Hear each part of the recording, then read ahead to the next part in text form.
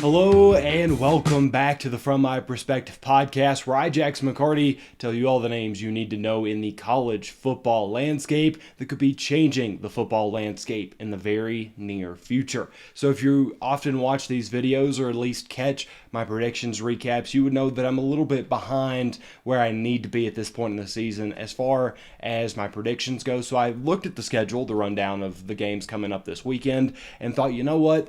I'm either going to catch back up and get a little bit closer to where I need to be, or I'm just going to absolutely destroy my predictions record this week, because instead of the normal 5 that I do, I'm doing a full 10 predictions for the upcoming week. So that's the entirety of this video, and we'll start that off with one of the most anticipated games and one that you would have never expected to be one of the most anticipated games coming into the season. Before I reveal to you what that is and what my prediction for that game is, make sure to hit subscribe. It helps me out a ton. Doesn't take you very long, and I'm just trying to grow the channel. So TCU versus Kansas was not supposed to be a big game coming into the season, at least in my mind. You had Sonny Dykes rebounding. Kansas is Kansas. There's not a whole lot of hope there, and at least at that point in the process of where they were coming into the year, it didn't appear like there was much hope. Now we get into this week and we see that both teams are unbeaten, and it's going to be one of the bigger matchups that the Big 12 has produced, at least to this point. Give me TCU. I think that they're going to continue their undefeated run against Kansas, largely because of Sonny Dykes, the coaching. Plus, I just think TCU's roster is built better for success, and largely because of where they get to recruit out of. I mean, it's always going to be hard to compete against the Texas schools, and TCU obviously falls within that category. And despite the fact that Gary Patterson wasn't putting together the best of seasons, Sonny Dykes came in there with Gary Patterson's talent, and they look like they haven't missed a beat. They look like they're right back on track to where they need to be. Kansas holds win over Western Virginia and Iowa State, which definitely hold water. The Houston game has lost a little bit of its weight because Houston has struggled so bad, but they don't have that immediate confidence boost that the Horned Frogs have coming into this game. TCU beating OU the way that they did, with Max Duggan and Kendry Miller looking like a legit duo. They kept an offense at bay that's explosive, much more explosive than Kansas's can be. They proved that their offense has the juice to go out there and really do something. At the end of the day, as cool as it would be to see Kansas come out on top and to see them, prevail and be the team that everybody wants them to be, I just don't think it's happening. I think TCU finally takes the 0 next to their name away, and the Horned Frogs come out on top and live to push that undefeated run. The next one I want to talk about involves another undefeated team, but only one this time, the UCLA Golden Bruins, and I talked about them in my last episode, kind of a team that I'm starting to feel a lot more confidence in because Chip Kelly has found his groove again in college football, again in the Pac-12. Dorian Thompson-Robinson looks functional. There's a lot good that's going for them. Zach Charbonnet. I think that their undefeated run continues as they play Utah this week. Home field advantage is my true separator in this game. Utah has done well to fix their year. They had a pretty lopsided win over Oregon State, who I've heard a lot of praise about. I personally do not know just a ton about that team this year. Just to be quite honest, they fall a little bit out of what I'm watching most weeks, but I hear a lot of praise about them. They had a good record, and they've been able to stick in with a couple decent teams there. Utah had a pretty lopsided win over them, but UCLA continues to clear hurdles, and they've worked their way up in difficulty as the season's rolled on, with the peak of that obviously being last week's win versus Washington. I think UCLA's run will probably end next week, which if they can beat Utah, I don't think that they fall out of the rankings with a loss to Oregon, just because Oregon is a good team. Of course, they had that bad start against Georgia, but they've proven that they are a stable team and somebody who's going to win quite a few games, but they've got the momentum, that veteran leadership, and especially the coaching to overcome Utah this weekend. That one I do project will be a close game. I'm not doubting that Utah's a good team. We've seen them play good. I like Cam Rising. I think he's a good quarterback. I like the general layout of their program. I just think UCLA's got a little bit of something going for them right now that the Utes just don't. So the next one I want to talk about, also imagining that'll be a close game. We're talking about USC and we're talking about Washington State. I've come on this podcast to reveal that I am a big Cam Ward guy. I was a little bit skeptical about him coming out of Incarnate Word and then choosing Washington State over some of the other reported offers that he had on the table, but it's starting to make a little bit more sense now. You know, the Cougars are in a groove. They look like a good program. USC starting to slip a little bit. I think the Trojans still win this game, but I do at the end of the day think Cam Ward and Washington State push the boundary with them. It's hard to ignore the Oregon game between Oregon and Washington State because I'm starting to wonder if Oregon's not a better team than USC just based on the fundamental principles of how their team operates. Washington State was about 3 points away from beating them, and without a Cam Ward pick six late in that game, there's every chance in the world that they take that game. I think it's well established that Washington State's got something good going on. I'm not very high on Lincoln Riley. You can go back numerous videos, and that gets revealed pretty quick throughout the trend of that. But an equivalent team in Oregon State, an equivalent to Washington State, held USC to 17. Washington State has a key win to Wisconsin. Obviously, that close loss to Oregon. I do think the Trojans escape similar to how Oregon did, maybe not in the same dramatic fashion, but the Cougars are going to put up a real fight. You know, don't count them out. Don't sleep on them because they very clearly shown that they're a good enough program to go toe-to-toe with some of these monsters, even when they're not expected to. I expect that to be the case this weekend. So a team that has started to get a lot of their mojo back, the Notre Dame Fighting Irish. You know, obviously it was a bad start for the season for Notre Dame, but they've slowly, they fixed it a little bit. The game against North Carolina put them back on track, and beating Cal, kind of started that momentum. I think Notre Dame coming into this game against BYU is going to have confidence. I just don't think that they're going to have enough real substance to beat a really good BYU team. I mean, Kalani Sitake has put together a great program. Jaren Hall has really stood out this year, and plus, Notre Dame's led up some pretty interesting numbers to the quarterbacks they've played so far. C.J. Stroud, while he didn't have just a great game, he did go 24 for 34, a little over 220 yards, 2 touchdowns, no picks against Notre Dame. The real one I want to talk about is Drake May. Last week, he had over 300 yards against Notre Dame, 5 touchdowns to 0 interceptions. They very clearly are not geared to stop great quarterbacks, and I don't think Drake May's a great quarterback, but the system around him is functioning very well. Jaren Hall is a great quarterback. He's the second best quarterback they've played this year. I think he's going to be top 3 pretty comfortably between them two. I think he's better than DJ. Stroud, Jaren Hall, and Caleb Williams. That's not in order. I'd probably put Caleb above Jaren, but I think those are the top 3, and Jaren Hall is in that conversation because he's proven that he can throw the ball all over the yard, and he's pretty clutch when he needs to be. BYU's defense is far better than UNC's is. You can't let App State have that many points against you and still, qualify as a good defense. BYU's managed to hold some good teams down and keep scores really close with their defense. I think, again, Jaren Hall, maybe the second best quarterback they play, probably the third. I think he's going to put up maybe even better numbers than Drake May did, at least on the yard side of things. Asking for better than 5 touchdowns and 0 interceptions is a bit wild, but I do think that they'll at least be comparable by the end of this game. And plus, I don't even know the home field advantage is really a true advantage for Notre Dame this year. When you look at it, they're 1-1 at home this year with a points differential of +2. They've only outscored their opponents by 2 whenever they're at home, and obviously they've split that record. It's always a close game out there. I don't think this one will be just super close, but I do think BYU is such a good program that they kind of rattle Notre Dame once again. The next thing I want to look out is, obviously, last episode we talked about a lot of coaches getting fired and kind of what that means for their programs. I think Bryan Harsin, realistically, is the next head coach to go, and if we're being honest with ourselves, they've been looking to fire Harsin for a long time at Auburn.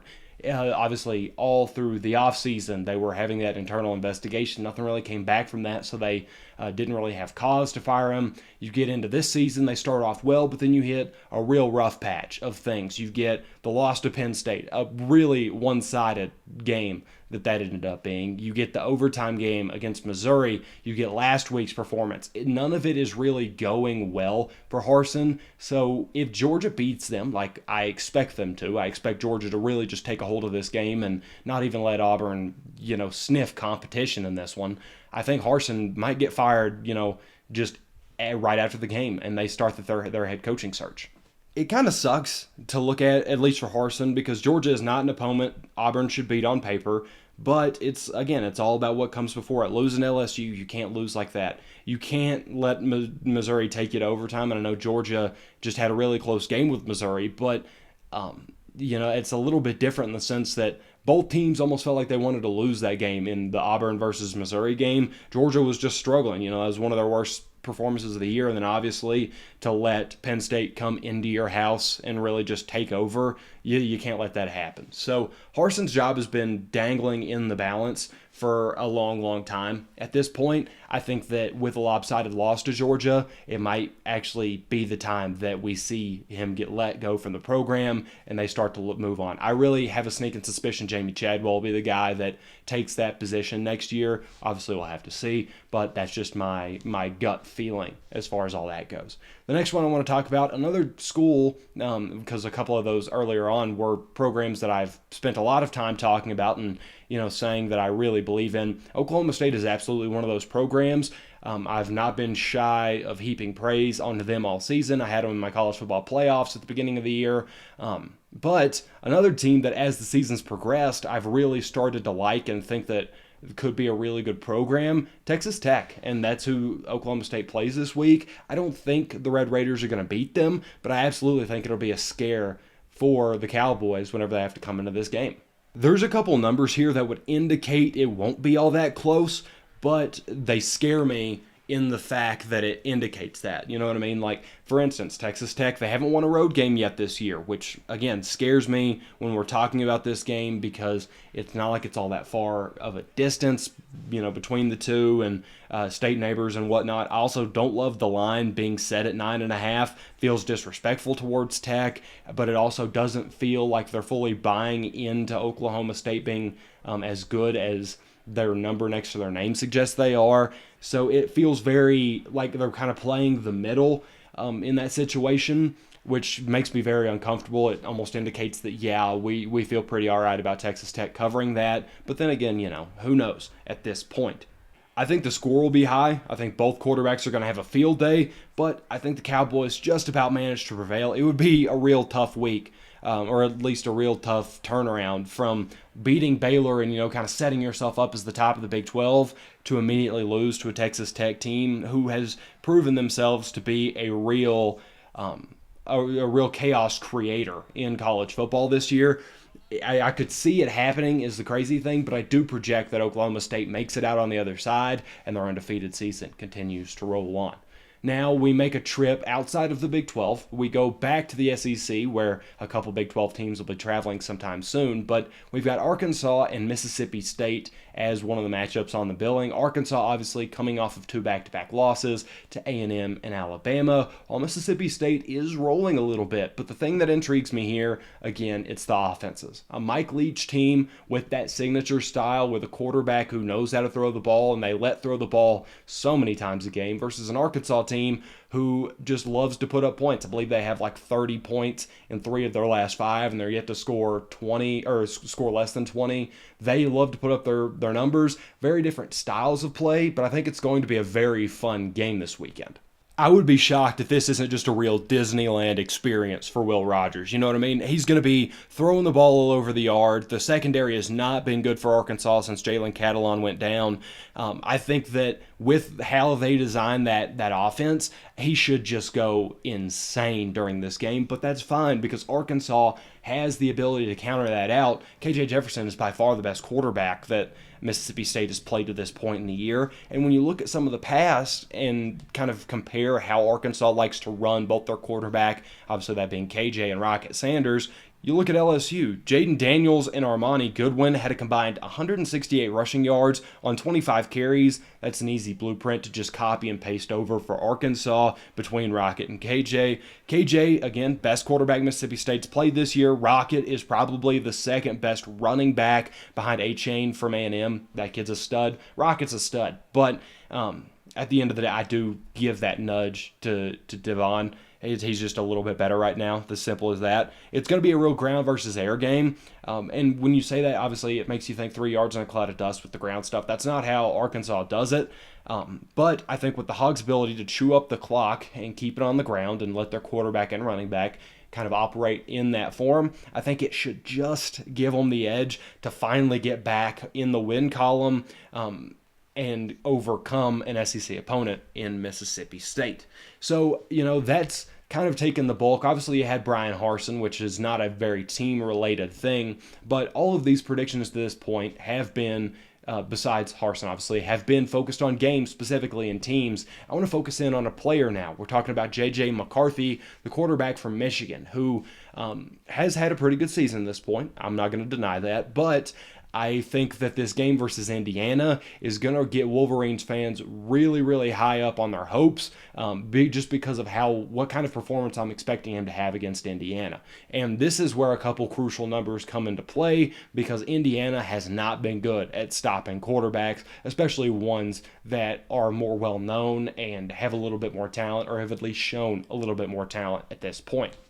So most recent game was Casey Thompson. They allowed 270 yards. That's not crazy. Game before that, Cincinnati, Ben Bryant. Ben Bryant, I'm not just in love with him as a quarterback. I think that they needed a guy to come in and fill in for Desmond Ridder as they found their next guy. Ben Bryant threw 354 yards against them, and then Austin Reed from Western Kentucky, he had 329 yards. Like, these guys are going out there and putting up pretty high numbers on teams that are less talented than Michigan. And I think that that's a pretty obvious statement, especially after Cincinnati got the cupboards emptied out last year with the draft. I think it's a pretty safe assumption to say Michigan is more talented than Nebraska, Cincinnati, and Western Kentucky. I'm still on a wait-and-see basis with McCarthy.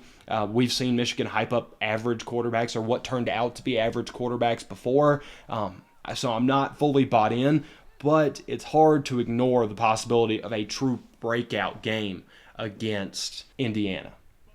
You might be sitting here to this point in the predictions, and it's hard to find an episode where I don't talk about Tennessee. You'd think I'm a Volunteers fan, and I'm really not. I'm just a fan of how they play. You won't catch me running around in the orange or anything. But it's finally time to talk about them as they play LSU this week. It'll be another chance for them to win against a ranked opponent, and I think that that's what Tennessee is going to do. I think it'll be a relatively convincing showing as well. I think that the line is a bit weird to me because Tennessee has been dominant to this point in the year. They're only 3-point favorites as of right now, or at least the numbers I was seeing, and credit where credit's due, LSU's defense has not been bad this year. They're pretty high up on pass yards allowed and rush yards allowed and things of that nature, but they have not played a team like Tennessee yet. Tennessee is a very hard team to match whenever it comes to offensive talent and offensive output, and I think that LSU is really going to experience that. Something I find super interesting about this game is you've got a pair of streaks coming into this game. Tennessee have not scored less than 30 this season. LSU has not allowed more than 30 points this year, or they haven't even hit that 30-point threshold. One of those is going to break. I'm pretty confident that it'll be LSU's just because, again, it's an offensive game anymore. Offense rules. And Tennessee has managed to create a great offense this college football season. I think it's going to be more pass-heavy this week with all the talent that LSU has in the trenches. Those are pretty scary boys to run at. But give me Tennessee to establish some dominance and do it while making the trip to Death Valley. So the last prediction, obviously, every time I do a prediction, I have to have a somebody crushes somebody, but I wanted to set a couple parameters to make that a little bit more clear. I realized that, obviously, I could do Georgia crushes Mercer or whoever, that would be easy. But what I'm going to do now is anytime that the line is within 10 points, 10, 15 points, something like that, those are the only games that I'm, within that range from, even money to, let's just set it at 12. Well, we'll say 12 is my cutoff. Anytime that it falls within that, those are the games that I'll be using to project who will crush who. For instance, Kentucky, they're only 10-point favorites coming into this game this week. I think they're going to crush. Simply put, Kentucky has something to prove after that Ole Miss loss, and South Carolina has not proved much this year. When you look at their schedule, all they've done is beat up on smaller schools and lose by double digits to the big ones. Add in Kentucky's home field. They've got that chip on their shoulder right now. They need to get back in the win column. I think it should be a pretty convincing win. Again, Kentucky are 10-point favorites right now. I think that'll be doubled, 3-score game. Yet it should be something pretty rough to look at whenever the score is all said and done. I think Kentucky wins this one by a landslide. So what do you think about the predictions? Are there any other games that you want to know what I'm thinking on them, or maybe you have your own personal predictions?